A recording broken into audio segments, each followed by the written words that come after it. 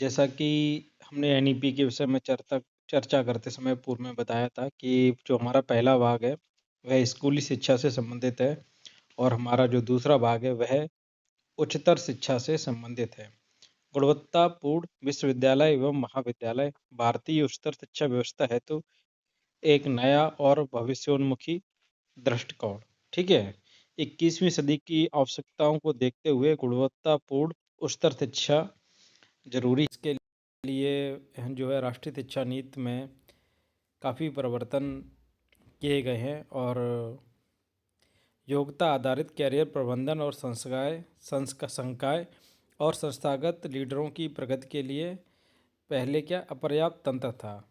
ठीक है, अधिकांश विश्वविद्यालयों और महाविद्यालयों में शोध पर कम बल और विषयक अनुशासनों पर अधिक ध्यान दिया जाता था। नेतृत्व क्षमता की कमी थी, एक प्रभावी अनुश्रवण नहीं था। तो ये सभी जो है इसमें जो है नई शिक्षा नीति में इन सबको दूर किया गया है। ठीक है,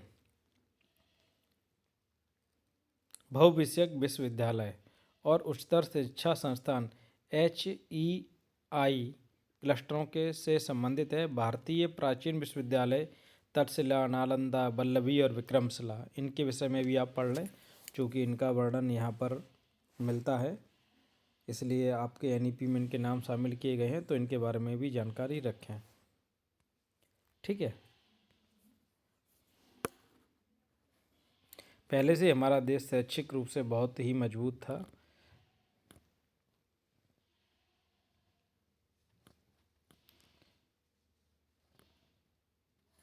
श्रेणीबद्ध मान्यता की एक पारदर्शी प्रणाली के माध्यम से कला कॉलेजों को जो है ग्रेडेड स्वायत्तता देने के लिए एक चरणबद्ध प्रणाली की जो है स्थापना की जाएगी। मान्यता प्राप्त करने के लिए हर स्तर पर जरूरी न्यूनतम मानकों को पूरा करने के लिए महाविद्यालयों को प्रोत्साहन, मार्गदर्शन, सहायता के लिए प्रेरित किया जाएगा। ठीक है,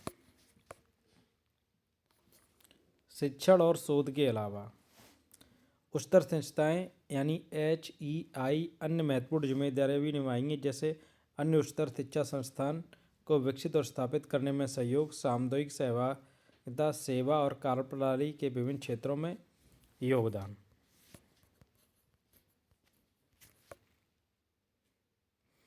दो 2040 तक वर्तमान उच्चतर शिक्षा संस्थानों का उद्देश्य अपने आप को बहुविषयक संस्थानों के रूप में स्थापित करना होगा।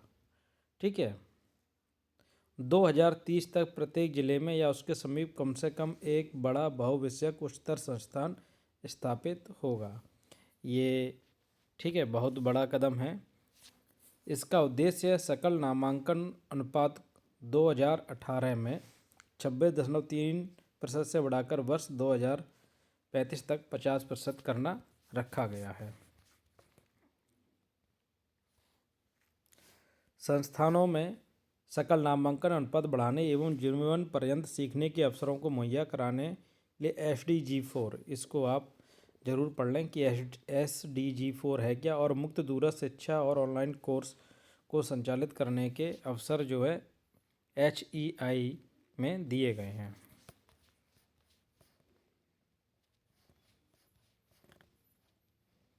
समग्र और बहुविषयक शिक्षा पर जोर है, जैसे प्राचीन भारतीय साहित्य में जैसे बाणभट्ट एवं कादम्बरी शिक्षा को 64 कलाओं को ज्ञान के रूप में परिभाषित और वर्णित करती है। इन 64 कलाओं में न केवल गायन और चित्रकला जैसे विषय भी सम्मिलित हैं, बल्कि वैज्ञानिक क्षेत्र जैसे रसायन शास्त्र, गणित, व्यावसायिक क्षेत्र जैसे बढ़ई का काम और कपड़े सिलने का कार्य, व्यवसाय कार्य जैसे औषधि, अभियांत्रिकी के साथ साथ संप्रेषण, चर्चा, वाद संवाद, सॉफ्ट स्किल्स भी शामिल है।